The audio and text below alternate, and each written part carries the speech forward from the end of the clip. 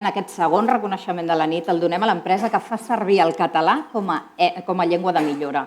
I el lliurem gràcies al Servei de Foment de l'Ús del Català de la Generalitat de Catalunya. Es diu el reconeixement a la qualitat lingüística empresarial.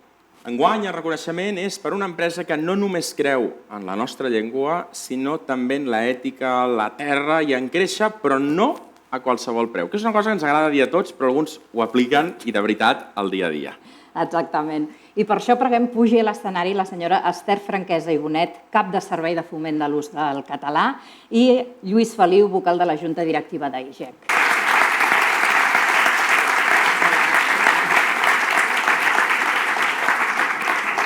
Imagineu el compromís que tenen amb la llengua, que quan han tingut noves incorporacions d'arreu del món que han vingut a treballar, a col·laborar amb la seva organització, l'última per cert és la Sori, li han proposat un repte que és fins a quin punt creus que dins amb el que fem pots aprendre la llengua. En aquest cas la Sori va aprendre en 2 mesos. El meu amic Pol, que és francès, porta 15 anys aquí i no... Vull dir que també és posar-hi ganes, eh?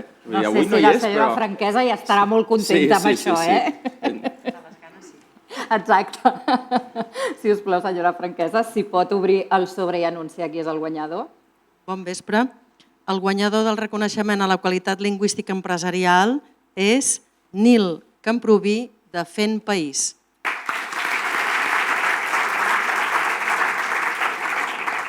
Fent País és una empresa que es dedica a regalar paquets d'activitats culturals, gastronòmiques, turístiques arreu de Catalunya, amb compromís amb la llengua, amb els treballadors, amb els proveïdors i amb el territori. Tot just, de fet, tot just aquest any han fet 10 anys.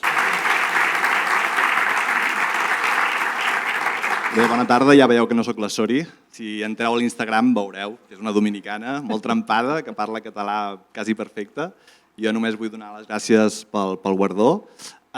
Més enllà d'aquests 10 anys i de donar les gràcies amb tota la gent que ens ha acompanyat i ha fet possible que Fent País segueixi aquí, aprofitarem l'avinentesa per reivindicar les empreses que fan país, cadascuna a la seva manera.